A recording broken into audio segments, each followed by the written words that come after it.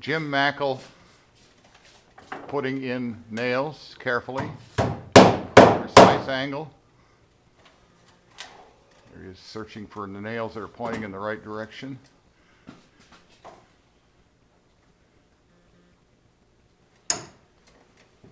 Make hay while the sun shines. Is that what that translates out to be?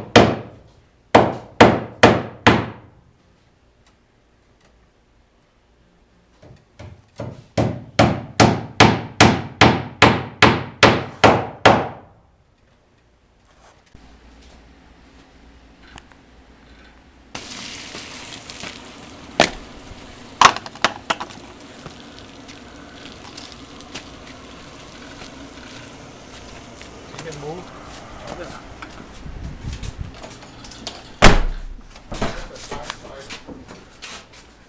Yeah, let's put the flatter side against the, I think it'll keep it,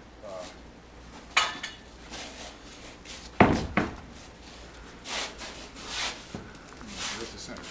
Right there. Let's try a roll.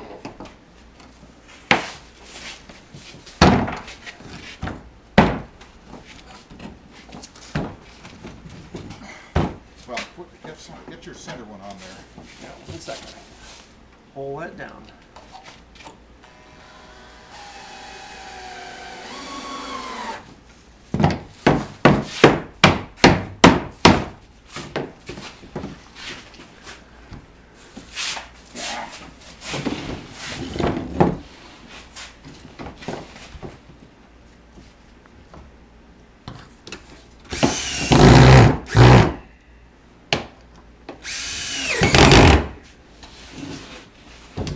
I'm good and flat.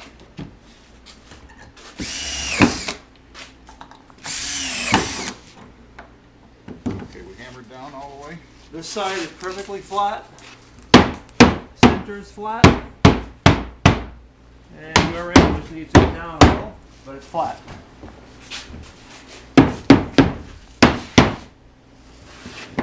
That's it. These are the moldings that go over the canvas on the end of the roof. It's a half-round piece of ash molding, which we specially made. It was made with a router, which with two cuts, a quarter-round cut this side, turn it around, cut the other. You can see the little joint which will be sanded off eventually where the two cuts came. It's made of ash, as the original was on number 100, and it's straight, as you can see here. What we're going to do with this straight piece is the same thing we just did this morning with this curved piece. We put it in a plastic pipe which we filled from our pressure washer with hot water, and for about 20 minutes essentially boiled the wood, and then we came in here and there were three of us, started in the middle. This piece held it down, keep it from twisting, and we just pulled it right around, and now it's going to remain on this bending form for approximately 24 hours. When we take it off, it will straighten out a little bit, hopefully not so much that we can't pull it back down, and it will go on the end of the roof. I guess that's enough on that. You're looking at the end of the roof. The strings hanging down are part of the canvas, the roof canvas. It's been painted to, and we're going to put about a 1-inch molding over the end of that, and then we'll trim it off. Now, when we got the locomotive here at Seashore, as far as I know, that molding was gone, or it may have disappeared after it got here. When we were working on the roof, repairing the actual boards, we discovered that pounded into the end of the wood, this way, the roof sheathing, were nails that were about 2 inches long, and they had no apparent purpose. And what I discovered by looking at pictures of the car when it was running, that there was this half-round molding all the way around the canvas, which had been held on by these nails, and we never would have thought about that if we hadn't found those nails that had no useful purpose. And it's amazing. I was thinking about it this morning, how Sherlock Holmes would just with one little tiny thing would evolve a whole thing, and that's happened any number of times on this car where we find a very little thing and it blows up, you might say, into something rather large. Round molding goes all the way around the car. The straight part was fairly easy to put on, and that's done, but then the end parts will have to come after that. Looking at is what we call the hood. This is the number 2 end, and this one is different from the number 1 end, which we'll talk about in a couple of minutes. Its purpose is to protect an air compressor which is inside. And there's a door which will have hinges and will open up like that. But you can look inside and see this big GE, what they call CP30 air compressor, a 600 volt air compressor. Runs on 600 volts. There's the motor, the commutator, the brush holders, the brushes. And it was rebuilt some time ago by the AC Electric Company, with whom this was the beginning of establishing a long and very productive relationship. They were very proud of this, and because we weren't ready for it when they finished it, they kindly stored it for us for about 2 years, and they've just been wonderful to deal with, and as far as we can see, their work is very good. Now, this air compressor is not the one that came with the locomotive when it was built. Somewhere, I'm estimating in the early 1930s, something must have happened to the one that was under the car, and they felt they needed to put one inside. Perhaps they used to have trouble with snow or moisture or something, and they blew the motor out. Anyway, they put it up here, this compressor, and where they got it, we don't know. As I say, it didn't come with a motor. They probably bought it used from somebody. And because it's very tight within the hood, the original hood that was here would not have fitted. We have a picture of the locomotive without the hood on it, and apparently that was the time they were building this new one. And this was built by the local carpenter, I guess. It was all nailed together with just very cheap wood, and it had to be about this much longer than the other one on the other end, which was still original and will be original when we're through with it. So they added this much more, and they built it all new with just ordinary wood from the local lumber yard. And we had to rebuild it because the old wood was so badly chewed up, all the nails had broken up the end and so forth. So this is the new hood, and it looks just like the old one. We use the old boards, and it will have a top on it at the next exciting episode that we come to. Okay, and it's plumbed in on the other side. As far as I know, it's plumbed in. This was tested, by the way, at AC Electric. We haven't run it here and won't until we have to do a lot more. The top for that is over there, or we're probably going to use most of it.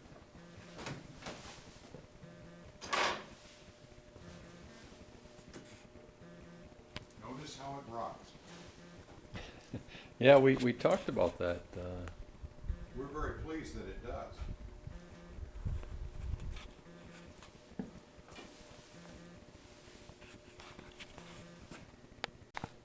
The reason this space was here is because for a couple of years, the cab for 100 had been removed so we could rebuild the deck, and it sat here down at about this height, which was convenient to work, because we had to get up on the roof to take off stuff, and we had no space.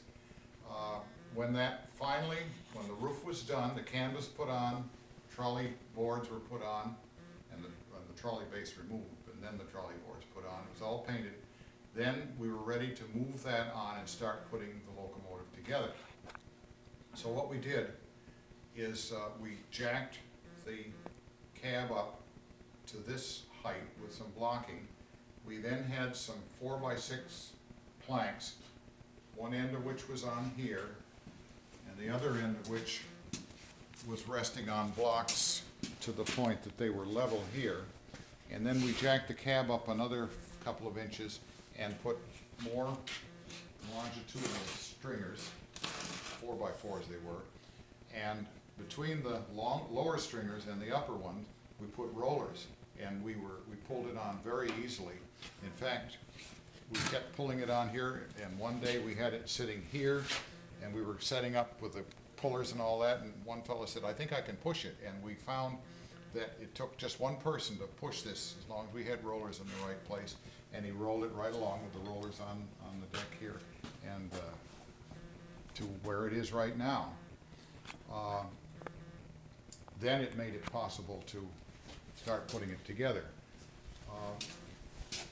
Unfortunately, now I think we can get some of the detail over here. There's one more post that's off. You've covered it elsewhere, but this is the last detail we'll show. When we took the locomotive apart, we really didn't know some of the construction. It was because of rot and so forth, and we had to deduce it. And we finally think we figured it out pretty well. Around the entire cab is this sill, which stuck up above the flooring, as you can see. And right here is a mortise into which there's a tenon. And every post all the way around had either one or two tenons, depending on how wide it was. And the tenons went into mortises, which were cut there. We very carefully, many times, measured the cab when it was sitting back in its off position. And then from those measurements, we laid out this framework, which went all the way around the cab. And when we brought it on, it fitted fairly well. We had to do quite a bit of trimming on these tenons, and but eventually we got it so it pulled down. Now, it didn't just sit here. This car, there would, over time, in all its life, with the rocking that it does, you can see that this. Oh, isn't that lovely? Look how she rocks. You must get the sensation in motion. Okay, we're going to have to cut. What there were to keep this cab strong and straight and level was a vertical rod that went all the way up through to a similar sill all the way around the cab at the top. So there's this 3/4 inch rod that went all the way up to the roof and then went down in underneath and is bolted on underneath. There's another sill inside of this one. There were originally, we thought there were 10, but it turned out that Laconia had not put one of them in for whatever reason over in the other end of this side, so they left one out. But what we had to do when we took the cab off, we had to cut every one of these because they were so badly rusted. There was no way to get them off. Plus, we still would not, we couldn't go up through. When they built this, they had a much higher ceiling and they could drop them down through. We couldn't do that, so we had to cut them. And then the problem was, after we got everything back together, how do we join this original upper with what we had to make down below, a new one, about an 18-20 inch piece? Well, what we did was we bought these threaded couplings. And originally I thought we could thread that on here. Well, that turned out not to be possible. But we did thread the new piece rather. This is, I say, about 20 inches long, 18 inches long, has a nut on the bottom, and we threaded this and just screwed it up inside of here and welded this on here. Now you wonder, well, is welding going to be dangerous and set it on fire? The answer is yes, it probably would have been. So what we did is we pulled this way out, because there was nothing here attaching it at the bottom, put a block under here to hold it out, and then we had a welder that was very cool as welders go. It didn't have a very hot, not a big spark. Welded it on, put it back, and then screwed the other one up from underneath. Now, there were problems all along the way. It took a lot of fussing and fiddling, but now the cab is bolted down with 8 out of the original 9 rods that held it down. One of them just didn't line up, but we feel that we've certainly tightened it up well enough. As you can see, it didn't fall apart when it rocked. Looking inside the cab, and then you'll get better, maybe we should talk about that when we're up inside. But looking right here, we're not sure whether this is what they had here originally. The floor on this side had rotted away, but we wanted to preserve the original floor, yet we needed to have it so people wouldn't fall through. And what we did was made this big wood sill here that covered over the original sill as well as the floor inside. When we started on this car, it was green, but we've done a lot of scraping and sanding and down through the original paint. And it turned out that it was only green for its very last year or two of operation, and then all the time that it was here up until the last year or so. So we've had green on our mind all this time, and what, to our surprise, we should find when we started scraping this was that green was very thin layer. There was some red and cream, very thin layer, and photos show also it was only there for a couple of years. When the car was painted originally, it was black, and we did had that discovered it way underneath. But for most of its life, and it could have been as much as 20 years or more, it was this very utilitarian brown. We've had various names for this brown, but nut brown is what it was in the sample we bought, and this is what we'll paint it. It's not very striking, but on the other hand, it's a utilitarian, as this vehicle was. Now what you see here is we nailed the boards back on with finish nails, set them in, and then this is what they call all fair, which is an epoxy filler, which will sand down and those nail holes will disappear. The original was nailed a different way, so most of these holes were not there.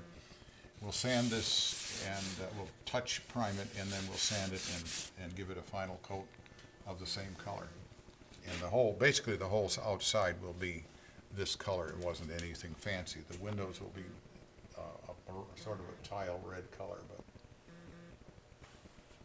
now he had put this piece on too. I think he nailed the other. You had never nailed it. Nope. I don't think so. This long sill here was it was difficult to get a whole piece of that original wood long enough to do it, so we had to splice in a little piece. But this is the sill that actually they would walk around the end. There's a handrail right here, and they would walk around to the end of the car, probably to pull the trolley pole down or something like that. These ladders are well fastened on. There's one more bolt here. I was concerned about, as the original was all lag screws, and a lag screw, thought I had one. Yeah. A lag screw, eventually, if it's strained enough, will pull out. So what we did down here is we put a bolt that goes through with a nut all the way on the other side, and then the top ones will be lag screwed. So it's been tested by two of our heftier members. 330 pounds were on it and jumped, and it didn't bend at all. Okay, covers. This device is called an air compressor governor. It's basically a very simple switch which is operated by air pressure. The trolley air brakes run something over 100 pounds. We're not quite sure, maybe 100 or 110 pounds. The air compressor can put out an awful lot more than that. What the switch does is when the air pressure rises up, it pushes on this, and eventually this will open up like that. And there's a contact, which you can't see very well, but it's down inside of there. So right now the switch is open. It shuts off. The electricity goes in here. There's another contact here. It goes out and over to the air compressor. As the locomotive stops, they blow the whistle, the brakes are used, the air pressure falls off gradually, and then this goes down, closes like that, and it allows the air compressor to start up. So this cycles on and off as the locomotive is used. If we're lucky and we don't have any air leaks, it won't run very often. If it's as I expect it may be, and we have air leaks, then it will cycle more often. So this has all been overhauled. There's a rubber diaphragm in here. We had some new ones made, and this is pressed in here, and I don't know about the contacts because I didn't watch them do it, and I think we need to make some adjustment for that. sill is new old, that is, it's recycled wood. It was sawed out of a big 12 by 12 timber. This one's only 5 by 12, 5.5 by 12. And it runs the whole length of the car. And it was pretty smooth. I was very pleased with the surface that was on it, considering the size of it and so forth. But if we're going to put lettering on here using a stencil, it has to have a smoother background. So what I did was I put this all-fair fairing compound, which is an epoxy, and it smooths out beautifully. Filled it out so that when we put the lettering on, it won't run under the stencil, and it'll give a good job. And we just put what we call a knife coat of this all the way around it, and this will all get sanded, covered with primer, and then the brown, and then we'll figure out how to do the letters. I guess that's this out.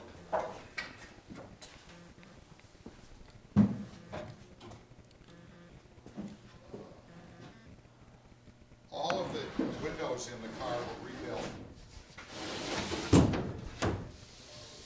And we were concerned that the cab might have changed shape, because when we moved it, there was a lot of twisting and racking and so forth. So we fitted all the windows, and we found that with just a minor amount of scraping and so forth, they fitted quite well. On either side of the windows is what they call a stop, which there's an original one. A number of these were in poor condition and badly worn, so we've made a bunch of new ones, which are right here, and we'll install those as they're needed.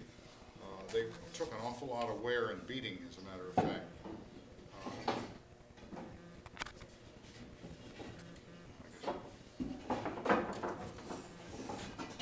This shows it a little bit.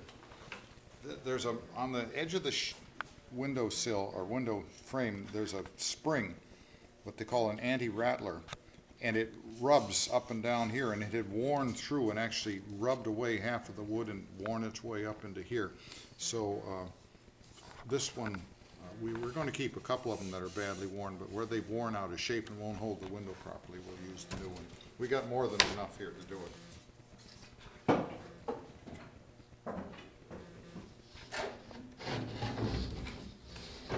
These windows will eventually come out, get a little more sanding, and then they'll be painted. Attractive, contrasting color. The windows in the cab, this is their air conditioning. This is summer mode. This is winter mode. And on the side of each window is a stop, which guides it to keep it from falling out. Right now, if I let go of that, it would fall in. And there's a spring right on here that's fastened to the side of the sill to keep it from rattling. They call it anti-rattlers. And they would, as that window went up and down over the 40 years or so this car was running, it wore out the side of these pieces, and so we're going to replace a lot of those. This is latter day window lock right here that kept it from rattling, and we're going to replace those, not replace them, we're going to keep them in just as they were, because they look kind of quaint, shall we say.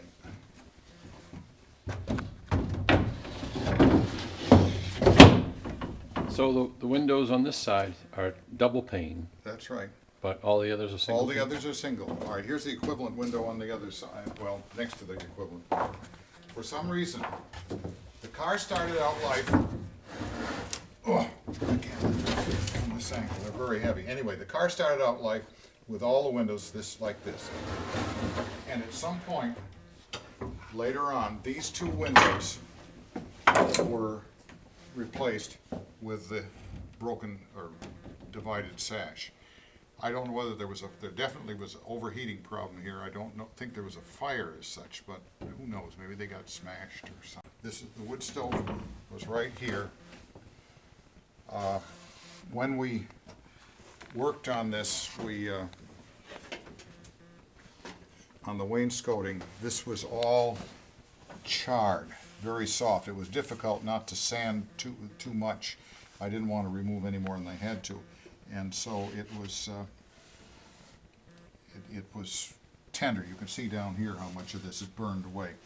I have a feeling they may not have had the what I think we should have here is a metal plate about this far out to keep so that air can circulate in back of it. It's very hard to tell. This whole thing is, we don't have a lot of good information on it. We're going to have to just go by instinct, I guess, on here. Looking up, this is the inside of the roof, which is the tongue and groove. We had to replace certain areas. The original stovepipe went up through here, and it had been replaced with some inappropriate wood by Seashore, and I had new wood made, so we replaced it here. And then over on the other side here, there were several other places where it was rotted and just wasn't suitable, so we had new tongue and groove made. And then right here is a rotted rib. Apparently the roof leaked and water got down into that rib and eventually weakened it. So at some point, and I don't know whether this was Seashore or whether it was the York Utilities Company, but they put what we call a Dutchman on either side of the rib and stiffened it up. We decided to leave it there, partly because it was so hard to get off and partly because it was part of the car's history. And we put a lot of epoxy on the upper side of it so that it's quite solid now. The roof overall from end to end does sag about 2 inches because of the weight of the trolley poles. Now whether that occurred way back when it only had one single trolley pole in the center, as it does, or as it will have when we're done with it, or whether because they put 2 of them, whether that did it, I don't know. But there's a lot of pressure and so forth on a fairly light structure. There was a lot of paint on here, and you can see it back here. The gray is original, as far as we can tell, or an early one. We left that on there. This is going to be a sort of a quaint time capsule where we aren't going to do anything. And we've broken it at a certain area here so that it at least you can get some feeling of what was there. We'll leave the original piping and so forth. It'll be functional, but it just won't be the original color or the later day colors. The rest of it was extremely laboriously scraped off. There were many, many layers of very thick, heavy paint all over this whole upper area here, but we scraped it all back to the original wood and smoothed it down, and now it's ready. I see some areas which need a little more priming, but basically it's ready to go. This is the wood stove was right here. When we worked on this, on the wainscoting, this was all charred, very soft. It was difficult not to sand too much. I didn't want to remove any more than I had to, and so it was tender. You can see down here how much of this is burned away. I have a feeling they may not have had the what I think we should have here is a metal plate about this far out to keep so that air can circulate in back of it. It's very hard to tell. This whole thing is, we don't have a lot of good information on it. We're going to have to just go by instinct, I guess, on here. Looking up, this is the inside of the roof, which is the tongue and groove. We had to replace certain areas. The original stovepipe went up through here, and it had been replaced with some inappropriate wood by Seashore, and I had new wood made, so we replaced it here. And then over on the other side here, there were several other places where it was rotted and just wasn't suitable, so we had new tongue and groove made. And then right here is a rotted rib. apparently the roof leaked and water got down into that rib and eventually weakened it. So at some point, and I don't know whether this was Seashore or whether it was the York Utilities Company, but they put it what we call a Dutchman on either side of the rib and stiffened it up. We decided to leave it there, partly because it was so hard to get off and partly because it was part of the car's history. And we put a lot of epoxy on the upper side of it so that it's quite solid now. The roof overall from end to end does sag about 2 inches because of the weight of the trolley poles. Now whether that occurred way back when it only had one single trolley pole in the center, as it does, or as it will have when we're done with it, or whether because they put 2 of them, whether that did it, I don't know. But there's a lot of pressure and so forth on a fairly light structure. There was a lot of paint on here, and you can see it back here. The gray is original, as far as we can tell, or an early one. We left that on there. This is going to be a sort of a quaint time capsule where we aren't going to do anything. And we've broken it at a certain area here so that it at least you can get some feeling of what was there. We'll leave the original piping and so forth. It'll be functional, but it just won't be the original color or the later day colors. The rest of it was extremely laboriously scraped off. There were many, many layers of very thick, heavy paint all over this whole upper area here, but we scraped it all back to the original wood and smoothed it down, and now it's ready. I see some areas which need a little more priming, but basically it's ready to go. Interestingly enough, and it's a little hard to see now, we discovered all kinds of traces of old wiring that ran for various reasons in various routes here and was replaced. For instance, we can see here there was 2 wires that went through, and this was a switch of some kind, and it may have been for the original air compressor, which was located down underneath. We aren't sure. At some point they put the air compressor wire and switch up here, but this wire, which we replaced, by the way, but the one that came with the car was down there. This will go down through and it comes back out here, and at this point the air compressor governor will sit. There's where the screws for it were. And then there'll be another wire that goes from that out to the air compressor. So that's one old wire. Over here on this side there's another switch. Now what that was for, it may have been for heat, it may have been for lights, I don't know. There's no way of telling, but up here is where a wire must have gone through to it, and the wire went like this, went down here, back up, and we've left the holes here for where the screws were, and I'm going to put screws back in there when we're all done after we're through painting, and that'll be to kind of like dropping breadcrumbs that you can see where the original wiring was. At this point right here, it was all charred, so they may have had a fire. Also on the inside of this post, it was all burned, and whether that was the same fire or not, I don't know.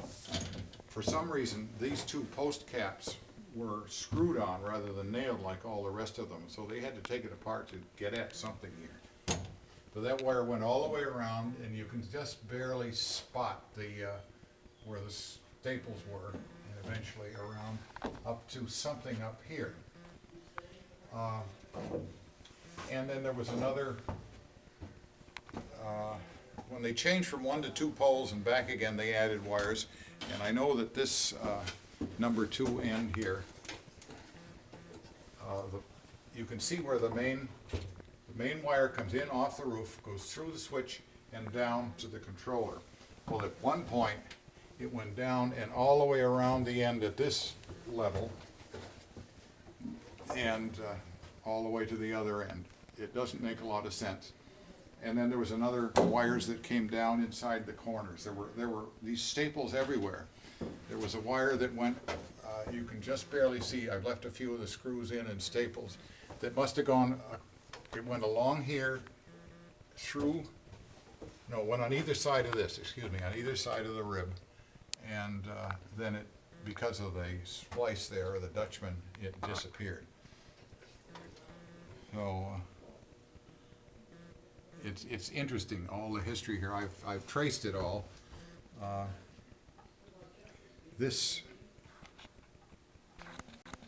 big bunch of wires here, I think is latter day. I don't know how much of it comes from the original. That large wire goes to the main, that's the main one for the motors, and then one goes to the air compressor, another one goes to the, now that's the air compressor, one went to the lights, and the third one I think was heat, and this was an abandoned one. There used to be a wire going through here. It went out to the other side. What it did, we don't know. Well, that was kind of interesting, getting all that stuff figured out. Want to talk about the floor? We decided that it really is structurally sound enough. It looks pretty used, but that use came, a lot of it, from the feet of the motorman standing right here. You can feel under my feet the wear pattern of his feet. You can see around where the controller was, there are extra holes where a slightly different controller was used, and on through it all. So what we did was we laid it down exactly as the way it was. We carefully marked where everything was, and we laid it down, and then we found that we didn't have quite enough, so we put one new one in. Now the spaces were because when this was put down, the wood was green, wet, full of moisture. As it dried, it shrank, and it created those spaces, which I'm pretty sure were not there when Laconia built the car. This piece, actually we discovered after we were all done, that we did have that piece, but it was pretty well beat up, and we decided to use this, and it fits in just fine.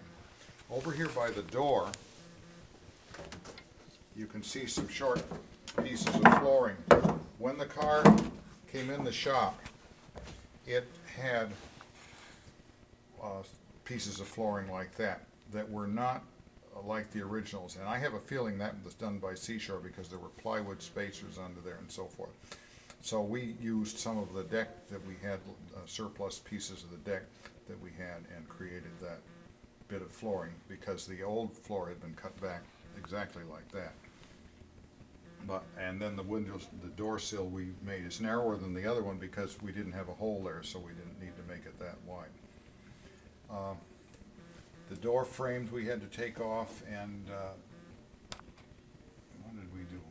For some reason we had, I guess, but not really important right now. All of the wainscot we had to take off up to about this area, all the way around, because we had to, just on the end, I should say, and at the corners, because we had to get at the posts that were on the center, where those steel rods went through. We had, in order to weld them, we had to get at them, and then we put them back and nailed them back exactly as they were.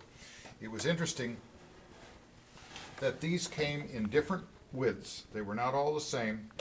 They were, this piece that I have my hand on is double. That is, this is two pieces, not two pieces of wood, it's one piece with the groove down the middle. This one is. Then we get down about to here, and they start becoming singled. Sorry. The roof is various widths. On the roof you can see how narrow these are. These are a little wider, and then it may be not evident, but some of them are also doubled width. So they used this on the ends of the car, yeah, very wide there, and then there's one or two of them that are two, which make one. And on the ends of the car, they did the same thing, but those were covered. And then in this corner, you can see these don't come out even because they use different widths of them. down to the bottom, they're very narrow. This was a double one, these are singles.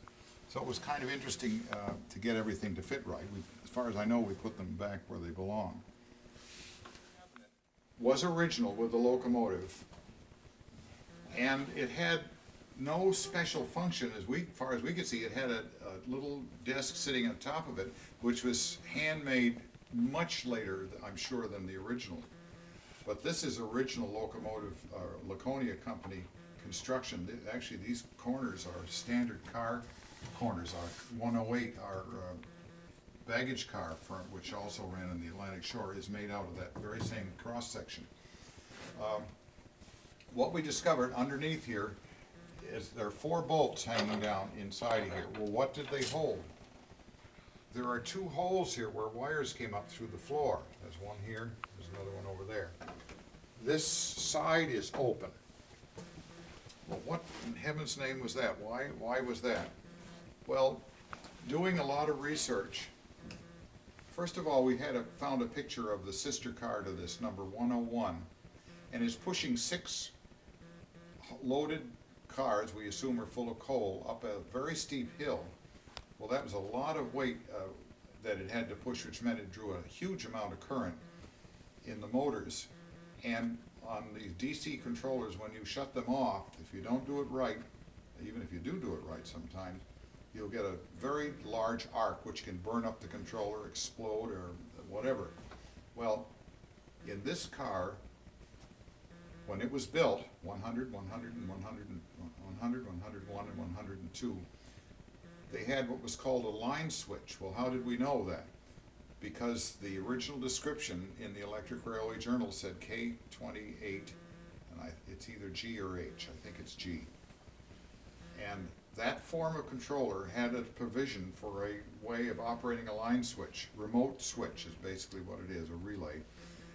And all the other K28 controllers did not.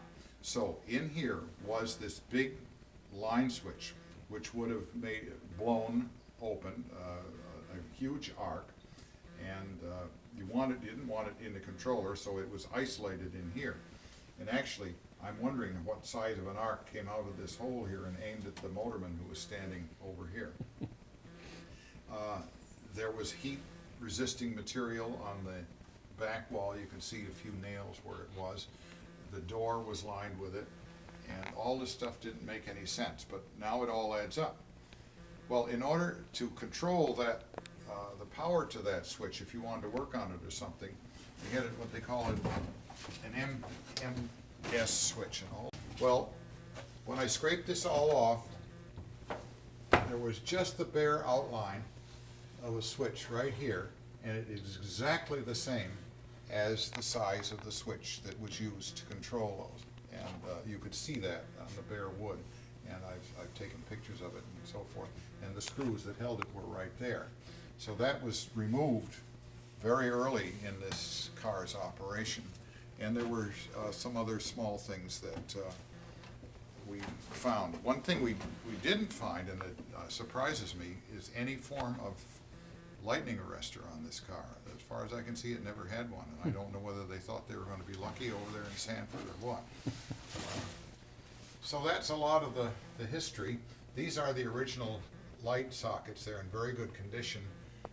I've just put a little tape around them so they wouldn't get paint on them, but they shine up pretty nicely.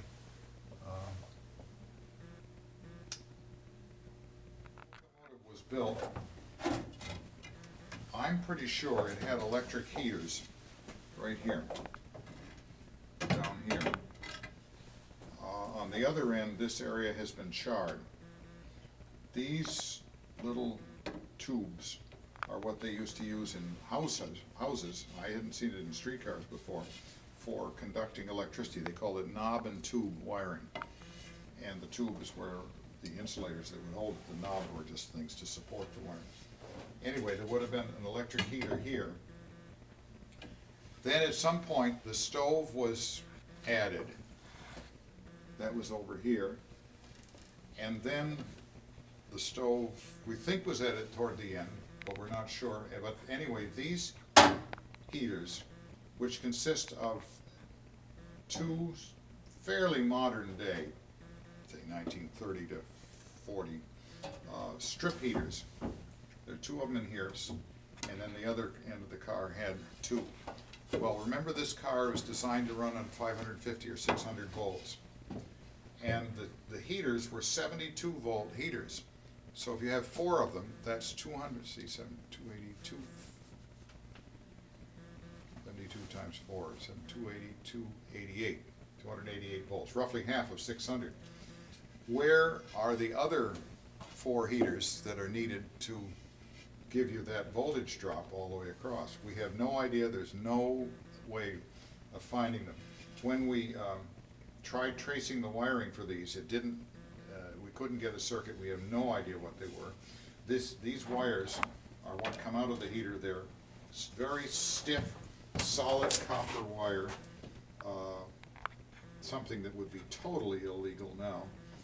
And one of them went down to the ground underneath the car, to the ground wire, and it was just wrapped around. It wasn't even soldered. It was a very poor connection, and I don't know how it worked. So I have a feeling that as this car neared the end of its life, the quality of the workmen just wasn't there. People had had experience, and so they just did whatever they could to keep the thing running another day.